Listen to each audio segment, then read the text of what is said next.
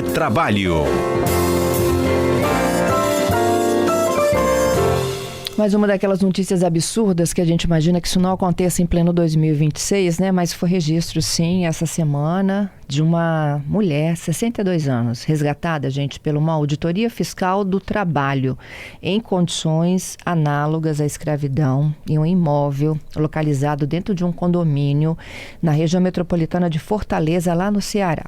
Essa trabalhadora, gente, ela servia a mesma família desde os 7 anos de idade e sem remuneração. Foram 50 anos submetida a uma relação que era marcada pela ausência de um salário e pela dependência econômica. Tinha privação, inclusive, de oportunidade educacional. Gente, era completa falta, né, de acolhimento à dignidade humana, violação total da dignidade humana. Vamos conversar um pouquinho com o nosso comentarista. Alberto Nemer está conosco no Retrabalho de hoje. Ei, Nemer. Bom dia, Fernanda. Bom dia aos queridos ouvintes da CBN Vitória. Me explica isso, Nemer. Como é que é possível isso no Brasil ainda? É difícil, né, Fernanda, de acreditar que a gente ainda consegue se deparar com uma situação deplorável, lastimável dessas, né? E, por sorte não, mas ainda bem que temos instituições, né, que funcionam, fiscalizam e consegue libertar essas pessoas dessas situações, né? Situações que realmente não eram nem para existir, mas como já existiram no passado, era para ter ficado nos livros de história. E a gente se deparar com isso no dia a dia, entristece o coração de ver uma pessoa, como você disse aí, ficou desde os 7 anos até agora, com 62 anos, privado de uma vida, né? Desde estudo, desde convívio social, numa dependência econômica absurda, e por certas autoridades conseguiram identificar e libertar essa pessoa, né? Então, isso num passado não muito distante, tínhamos mais notícias de forma triste também, mas com a evolução da humanidade, das consciências, a gente já acreditava que isso tinha acabado, mas torcer para que dentro do devido processo legal as punições ocorram na medida da legislação possível. E acho que até por falta, né, de acesso à educação, essa própria funcionária não deve ter nem se dado conta em que condição ela vivia, né? Sem dúvida. Para ela aquilo ali era uma vida normal, né? Assim, ela foi induzida, foi levada a acreditar que aquilo ali era o mundo. E pelo contrário, que ali é a exceção da exceção da exceção que não deveria existir. Como é que esses casos vêm à tona, hein, Nemer? Alguém denuncia, né? Normalmente, Fernando, grande parte é por denúncia, né? Ou seja, por algum outro funcionário, por algum vizinho, né? Algumas vezes algum familiar. Mas você vê, essa pessoa desde 7 anos está com essa pessoa. Possivelmente ela sequer tinha contato mais com seus familiares. Mas eu não tenho dúvidas que isso acontece por meios de denúncia. Uhum. Ela tinha... A rotina, ela era integrada à família, né? A rotina da família era a rotina dela. Entre aspas, né? Porque sim, ela servia. Exatamente. Ela acreditava que estava inserido na rotina da família, que aquilo tudo que acontecia era normal, né? E se você perguntar para ela hoje, eu não tenho dúvidas que ela é eternamente grata ao que ela tinha, porque ela não tem conhecimento do mundo verdadeiro, né? Ela foi modulada, rotulada naquilo ali, o que é triste. E hoje uma pessoa com 62 anos possivelmente não tem nem para onde ir, já não tem contatos mais com familiares, é muito triste. Bom dia, Nemer Adalberto aqui. Nemer, eu tenho uma dúvida, porque nas reportagens aí que trouxeram esse caso, teve um ponto, Fernanda, que me chamou muita atenção, que foi o papel que os vizinhos dessa família, tiveram com relação às denúncias. Porque eles perceberam, Nemer, que tinha algo de errado nessa rotina, entre aspas, dela. Ela acordava, ali uma reportagem do Globo, por exemplo, mostrando que ela acordava 4h40, 4h30 da manhã, já sendo incorporada essa rotina da família. E aí eu queria entender um pouquinho, Nemer, a Fernanda já até citou, essa questão da denúncia. denúncia, desse olhar também para os vizinhos sobre essa situação, que era uma situação que chamou a atenção da rotina dela. Esse olhar dos vizinhos, Adalberto, foi que salvou essa pessoa, né? Sim. A começar a identificar, né, uma rotina atípica, verificar que aquela pessoa não tinha nada além daquela rotina. Então isso, felizmente, fez despertar no olhar dos vizinhos uma dúvida, uma suspeita, da qual comunicou às autoridades competentes e lá, no momento da fiscalização, foi descoberto, né, o pior, mas pelo menos foi descoberto e libertada essa doméstica dessa situação análoga à escravidão.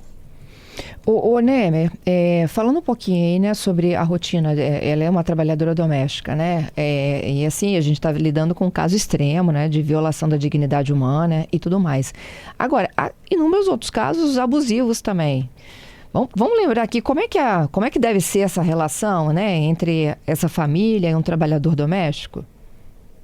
Lembrando, Fernando, que o trabalhador doméstico, né, a partir, salvo menor juízo de 2015, ela passou a ter todos os direitos trabalhistas que antes não tinha. Uhum.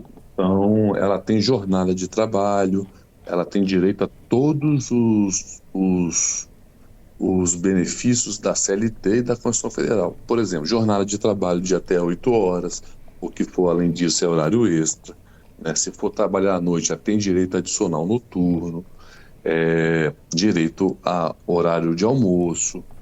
Então, por mais que às vezes as pessoas entendam ou tenham o sentimento que aquela pessoa está integrada à família, mas aquela relação ela é norteada pelo direito do trabalho e deve ser respeitado para isso toda as leis vigentes, né? Jornada de trabalho, pagamento de salário não inferior ao salário mínimo, obviamente carteira assinada, obviamente se fez jornada extra pagar, se trabalhou à noite adicional noturno, né? Então é importante as pessoas terem ciência e consciência disso, por mais que se tenha uma intimidade, uma inserção no dia a dia da família, é uma trabalhadora com todos esses direitos. Férias, 13º, FGTS, INSS, enfim. E como é que deve ser esse controle, né? Eu acho que é da hora extra, do pediu para ficar um pouquinho mais porque eu me atrasei no trabalho, estou chegando em casa, preciso de sair para um compromisso, você pode dormir aqui em casa hoje. Como é que a pessoa faz esse trabalho enquanto trabalhadora e também enquanto empregadora? Esse é o grande desafio, né, Fernanda? Porque como a pessoa está inserida ali na sua intimidade, no dia a dia, às vezes, a grande maioria das vezes, a informalidade prevalece, mas é o que não deve ocorrer. A jornada de trabalho deve ser registrada, hoje tem várias formas de registro, desde ponto pelo celular, ou até aquele manual mesmo que a pessoa escreve. E se a pessoa fez hora extra num dia, no final do mês, ou ela tem que receber essa hora extra, ou o patrão tem que compensar. Por exemplo, se trabalhou 9 horas um dia, ela pode trabalhar 7 no outro, que aí está compensado, não tem obrigação de pagar hora extra. Mas se não houve a compensação, essa hora extra tem que ser paga com certeza. Perfeito, né? Enquanto a gente vai conversando, os ouvintes vão mandando aqui, né, dúvidas e até contribuições muito relevantes. Uma delas é do Alexandro. Exatamente, e traz a seguinte consideração, Nemer. Olha, bom dia, CBN. Difícil acreditar que ainda existe essa escravidão em pleno século XXI. Mas conheço uma situação que uma pessoa trabalha num posto de combustível, mas mora no prédio em cima do posto. A mesma trabalha de domingo a domingo sobre a alegação de que não paga aluguel. E aí ele tá questionando aqui, Nemer, como proceder nesse tipo de situação? A gente tem que compreender e levar para os ouvintes que às vezes as pessoas acham que estão fazendo um favor e recebendo um favor de volta. Igual você acabou de dizer, né? Que a pessoa dorme aqui na minha casa ou dorme aqui nesse meu apartamento, e em contrapartida você trabalha para mim e não recebe nada. Isso está errado. Isso não pode, né? A pessoa que trabalha, ela tem que ter um contrato de trabalho dela formalizado, tem que ter a carteira assinada, tem que ter o pagamento do salário, não só do salário, de todos os direitos trabalhistas inerentes àquele contrato de trabalho. Se assim não fizer, a pessoa que está contratando dessa forma, ou seja, fazendo uma troca de favores ou de serviços, isso é um perigo, é um passivo que pode ser, inclusive, taxado aí como possível processo análogo à escravidão. E se por acaso, né, você é o empregador e também aluga um imóvel para esta pessoa, são contas distintas. Uma conta é salário, né? E a outra é aluguel. Exatamente. Uma coisa é uma coisa, outra coisa é outra coisa. Você pode efetivamente alugar um imóvel para o seu empregado, isso não há problema, não há óbice. Obviamente, desde que de valor de mercado, né?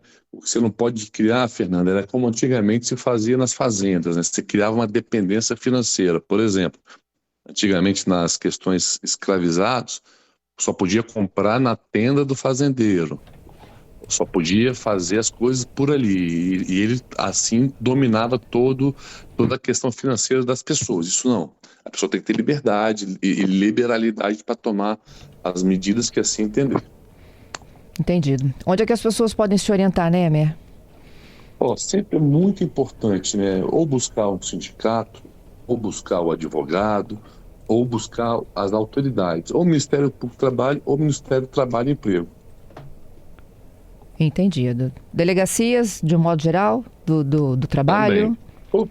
Exatamente. Delegacias, que é o Ministério do Trabalho e Emprego, que é a Superintendência Regional do Trabalho e Emprego, que tem auditores do trabalho, são extremamente eficazes e sempre atendem de forma muito imediata quando assim são demandados. Ô Neme, obrigada, viu, pelo seu destaque e a participação aqui, hein? Eu que agradeço mais uma vez o carinho de vocês, dos ouvintes, e até semana que vem, se Deus quiser.